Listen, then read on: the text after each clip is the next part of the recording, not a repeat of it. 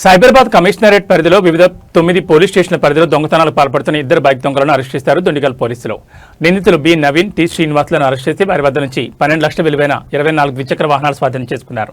నిందితులు దొంగిలించిన బైకులు కొన్న ఎం రమేష్, ఎం శ్రీకాంత్ అనే 2 రిసీవర్లను కూడా పట్టుకున్నారు పోలీసులు. 200 సీసీ కెమెరాలు పరిశీలించి ఏప్రిల్ 23న గండిమైసం జంక్షన్లో వీరిని అరెస్ట్ చేశారు పోలీసులు. నిందితులను అరెస్ట్ చేసి రిమాండ్కు తరలించారు దుండగల్ పోలీసులు.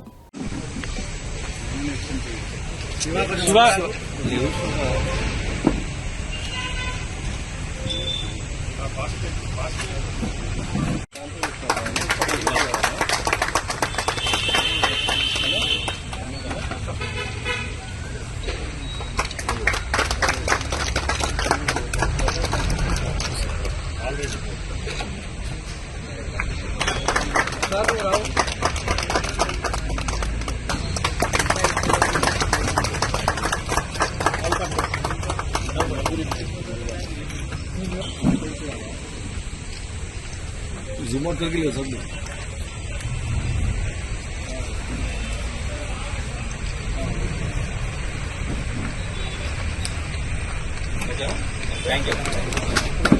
దుండిగల్ పోలీస్ స్టేషన్ పరిధిలో 2 నటోరియస్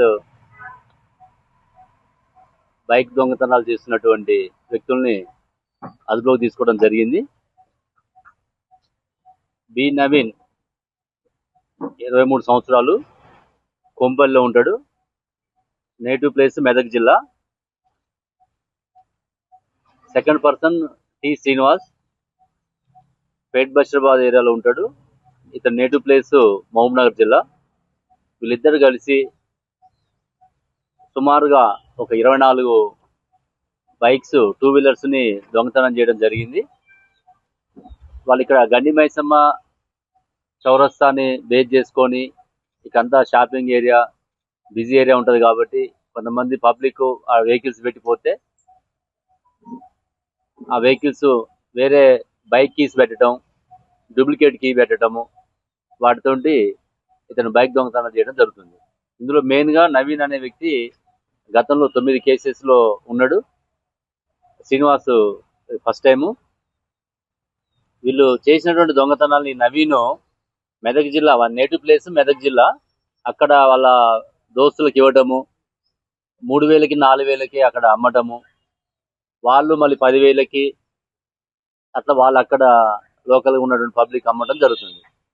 వాళ్ళు రిసీవర్స్ను కూడా ఇందులో మనం కేసు ఇన్వాల్వ్ చేసిన. వాళ్ళ పేర్లు రమేష్, ఇతను మెదక్ జిల్లా రాజాపేట గ్రామం, శ్రీకాంత్ మెదక్ జిల్లా రాజాపేట గ్రామం. వీళ్ళు రిసీవర్స్గా వీళ్ళ పేర్లు పెట్టడం జరిగింది. టోటల్గా ఈరోజు 24 బైక్స్, 12 లక్షల వర్తు విలువ గల బైక్స్ని రికవర్ చేయడం జరిగింది.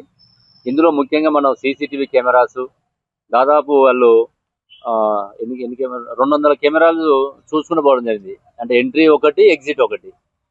ఎక్కడెక్కడైతే బైక్స్ పోయినాయో ఆ బైక్స్ పోయిన దగ్గర ఎంట్రీ, ఎగ్జిట్ చూస్తూ 2 టీమ్స్గా డివైడ్ అయ్యి ఇక్కడ మన డిఐ బాలరెడ్డి ఇన్స్పెక్టర్ గారు ఉన్నారు, అదేవిధంగా ఎస్ఐ ఈశ్వర్ వాళ్ళ ఆధ్వర్యంలో వాళ్ళ టీం, క్రైమ్ టీం అంతా కూడా బాగా పనిచేసి దాదాపు 200 కెమెరాలు చెక్ చేయాలంటే చూడండి ఎంత పేషెన్స్ అవసరమో.